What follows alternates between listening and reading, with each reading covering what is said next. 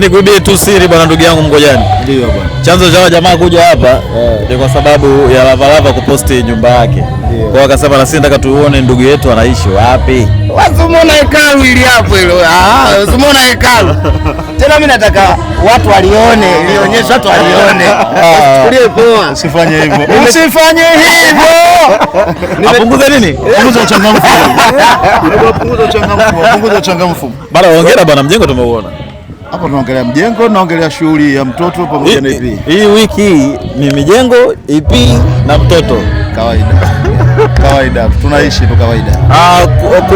Ukiona watu wanazungumzia negative, yani watu wanakuwa wanajadili sana kwenye upande ambao sio mzuri, wakiona mafanikio ya watu kwenye mitandao, wewe kwako huo unatamani kusema nini? Kwa sababu pia soon pia watu wanaweza wakaona pia mafanikio ya Mngojani kwenye mitandao na utarajie pia kuona comments kama hizo.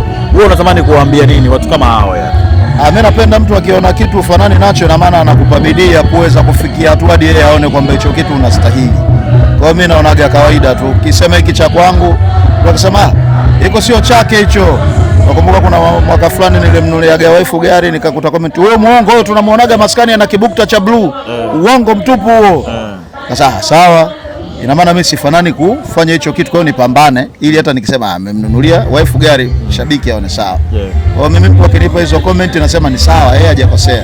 Sisi tunaendelea kukaza hadi mwenyewe aridhike, aseme hii ni sawa, ni kweli. Usimlazimishe mtu. Na ndio maana mtu hutaki kusema kile ulichokuwa nacho, kwa sababu wewe utaona unaongea uongo, kwa sababu na hii ilitokana kwamba wasanii walitengeneza sana hiyo kuongea uongo. Ongeza sifuri ziko nyingi. Bana mtu kafanya video milioni 2, anakuambia nimefanya video milioni 35. Ndio Mondi anasema kwamba bwana wewe alimwambia Mheshimiwa Kikwete kwamba bwana tunafanya hivi ili kidogo kuongeza mazingira. Amna bwana, sio kweli. Tunadanganyana. Kwanza ilikuwa hivyo. Kwa kama alivyosema Mngojani, kwa mara kwanza huko nyuma ilikuwa hivyo, lakini sasa hivi watu inabidi waamini. Sababu platform ni nyingi na sasa hivi biashara inazidi kuwa kubwa. Hatuko tena kule nyuma. Sababu tukisema hatupo kule nyuma ina maana tunaanza kwa kina Juma Nature huko. Kaka zetu, mababa zetu. Umeelewa huko, yes. Umeelewa, lakini sasa hivi mambo yamebadilika. Mbona hujamtaja Sogi? Na Sogi una Gen Z.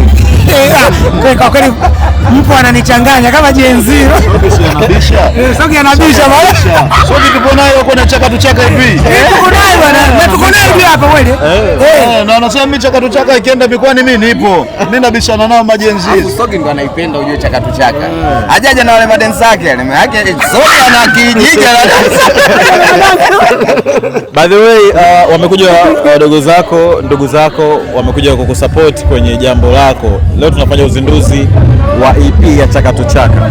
Hii kwanza unaitafsiri vipi kuwaona makomando wakiwa hapa? Kama jina lao, hawa ni makomando kabisa, wenyewe wanajua tuna mbanga nyingi huko maporini. Kwa hiyo kwanza tukikutana huko town tunacheka na kukumbushana vile ambavyo vinatukuta. Mara mwisho tulikamatwa na polisi ile, hawajui hawa.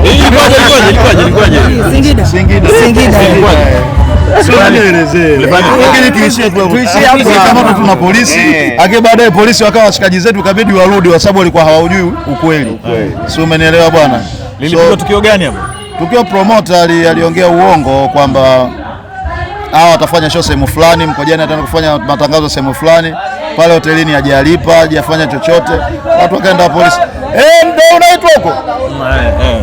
Hiyo naijua ya kwenda kutunza hiyo. Twendeni tukatunze. Kuna show. Baadaye tuko nyumbani kwa Mngojani na kinachoendelea hapa ni shughuli mbalimbali.